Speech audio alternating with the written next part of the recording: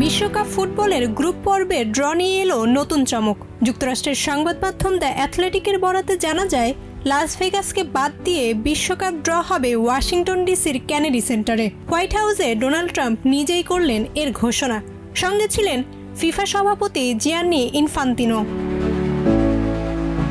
ফিফার মূল পরিকল্পনা ছিল লাস ভেগাসের ড্র অনুষ্ঠানকে নস্টালজিক ও গ্ল্যামারাস করে তোলা, ঠিক যেমন 1994 সালের বিশ্বকাপে হয়েছিল। সেখানে গায়ক জেমস ব্রাউন ও অভিনেতা রবিন উইলিয়ামস পারফর্ম করেছিলেন।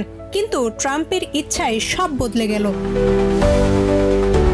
ট্রাম্পের হাতেই কেনেডি সেন্টার এখন বিশ্বকাপ ড্রয়ের প্রধান মঞ্চ। তিনি নিজের অনুগত বোর্ড সদস্যদের নিয়োগ দিয়েছেন, আর ইনফান্তিনো ছুটে এসেছে ট্রাম্পকে খুশি করার জন্য।